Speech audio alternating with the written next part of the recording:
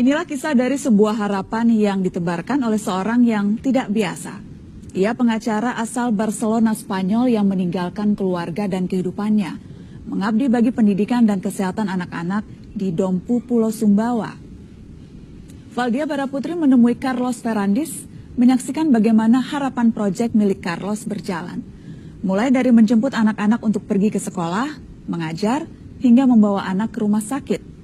Bagi Carlos tak ada harta yang bisa menandingi kebahagiaan yang ia dapatkan dari senyum anak-anak Dompu.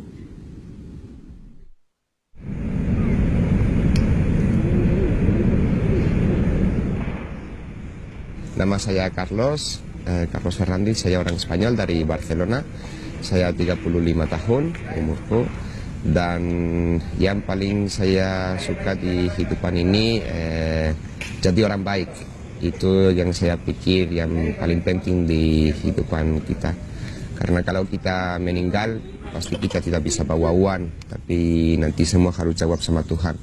Hanya itu aja yang penting di dunia ini.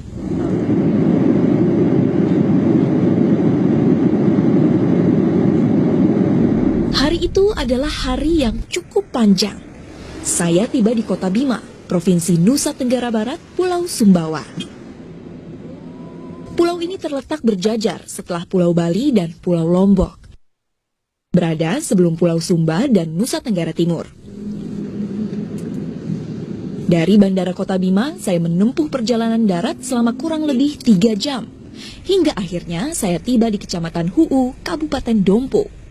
Lokasi ini terkenal di kalangan para peselancar.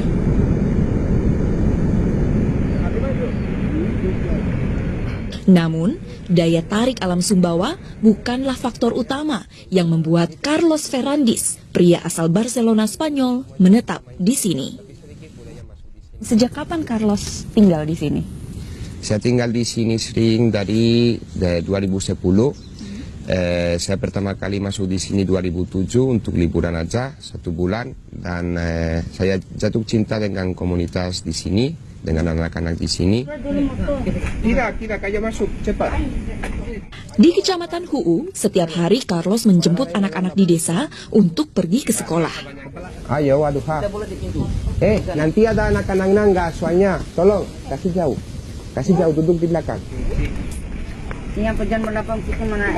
Siap? Siap.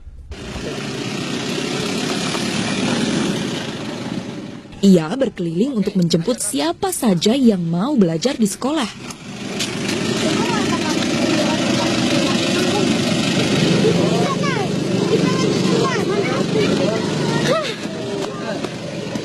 Satu desa, satu sekolah dalam 1 hari.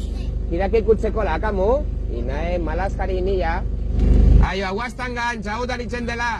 Jauh, awas. Ayo. Semua ini diawali dengan sebuah peristiwa saat kunjungan pertamanya ke pantai di area ini sebagai turis biasa pada tahun 2007. Awalnya apa yang memutuskan Carlos untuk tinggal? Begitu satu hari saya jalan di pantai ini, di Lakei, di Huu, di Dompu, dan ada satu anak yang mau bicara sama saya pakai bahasa Indonesia, dia tidak bisa bahasa Inggris. Saya bilang sama dia, kamu perlu bahasa Inggris, soalnya kamu bisa dapat kerja di restoran atau pergi ke Bali cari uang, karena oportunitas di sini tidak ada. Soalnya hari depan saya bilang sama dia, hari depan saya mengajar kamu kasih tahu semua teman-temanmu. Dan hari depan saya pergi ke tempat yang saya bertemu sama anak itu, dan dia bawa semua desa, ada 150 orang, ada kakek, nenek, ibu, bapak. Saya kaget sekali, dan rasa yang saya dapat waktu ini saya jadi orang yang paling senang di dunia. Saya pikir saya bisa adalah orang penting untuk mereka, saya bisa bantu mereka. Di Spanyol, Carlos berprofesi sebagai seorang pengacara sebuah firma internasional. Ia meninggalkan kehidupan lamanya yang serba berkecukupan dan mendirikan Harapan Project, sebuah LSM yang berfokus pada pendidikan dan kesehatan anak-anak di Dompu. Langsung masuk sekolah ya. Ayo, halo Santi. Ayo keluar. 1, 2, 3, 4, 5, 6, 7, 8, 9. Ayo, Santi bantu saya ambil yang kecil. Ayo, lari. Sudah, I don't know how many already. Ayo. Ada yang bobo. Ada yang tidur. Kenapa yang tidur? Pinggir. Ini, ada yang bobo di sini. Ada yang bobo baru bangun. Sudah di sekolah, ayo. Ayo, no. Basa la puerta, Piro. Carlos melanjutkan menjemput anak-anak dengan berjalan kaki mengelilingi desa. Ya, ayo semua siap ke sekolah. Inae belum pakai baju kamu? Ayo siap. Cepat. Ayo, lampa merah ke sekolah. Awas. Tidak apa-apa, biasanya. Setelah semua anak-anak terkumpul, ia membagi anak-anak ke dalam kelas sesuai usia mereka. Kamu masuk di sini juga. Lina, siapa lagi yang besar? Dan mulai belajar. 1, 2, 3. Diam, coba. Dek, Dek, diam kamu. Ia mengajar di luar jam sekolah. Pelajarannya beragam setiap hari. Bahasa Inggris, matematika, atau pelajaran komputer seperti hari ini. Yang ini benar. Saya kalian buka. Ini untuk buka, kamu tahu bagaimana buka? Pegang dua kali atau pegang di sini. Ayo. Klak ya. Sudah. Sebagian besar anak-anak belum pernah mengoperasikan komputer sebelumnya. Jika tidak ada relawan yang membantu seperti sekarang, semua hal, mulai dari menjemput anak-anak sampai mengajar, ia lakukan sendirian. Jadi sejak didirikan yayasan, Carlos selalu sendiri? Ya, saya dari 2010 di sini sendiri. Ada sedikit relawan yang datang, mayoritas orang bule. Itu salah, karena mereka tidak bisa komunikasi sama anak-anak, soalnya susah mereka bisa mengajar. Saya perlu orang Indonesia di sini. Kegiatan belajar selalu diakhiri dengan berolahraga bersama-sama di luar. Tapi hari itu, kegiatan Carlos belumlah usai.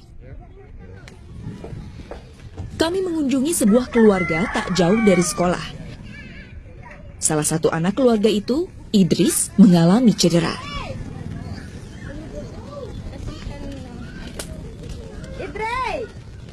Hey Idris. Mana Idris? Ada di dalam. Ayo. Assalamualaikum. Boleh apa? Penyanyi ini anak yang harus bawa hari Sabtu untuk dia kemarin operasi elbow, dia jatuh dari pohon. Hanya masih ada 3 pen di dalam. Oh, tapi ini sudah dioperasi ya? Sudah dioperasi, tapi masih ada 3 pen. Soalnya sesudah ini dia sekarang tidak bisa. Nggak bisa tekuk ya? Nggak bisa tekuk tidak. Idris? Ibu Suharti, kenapa kondisinya Idris itu bisa sampai kayak begitu? Dari jatuh di pohon. Jatuh di pohon? Iya. Kapan itu? Sudah lama? Udah lama, udah 1 tahun. 1 tahun, jadi tidak bisa tekuk selama 1 tahun? Nggak bisa, bawa ke dukun di Bima, nggak bisa begini. Tapi lama-lama 2 bulan, nggak bisa. Tapi kalau datang. Suharti adalah cermin sebagian masyarakat setempat yang masih pergi ke dukun untuk mengobati penyakit. Kenapa dibawa ke dukun? Iya, saya bawa sama bapaknya, kasihan Idris nggak bisa begini tangannya. Saya sama kasih tahu bapaknya. Bapaknya Idris bilang bawa Idris ke di dukun di Bima. Oh iya. Carlos telah membawa Idris ke rumah sakit di Bali untuk mendapatkan operasi. Dalam waktu dekat, ia akan membawanya kembali ke rumah sakit untuk melepas pen. 1, 2. Kesehatan dan pendidikan adalah 2 hal yang saling berkaitan. Bagi Carlos, anak-anak harus sehat untuk bisa belajar dengan baik dan penuh semangat.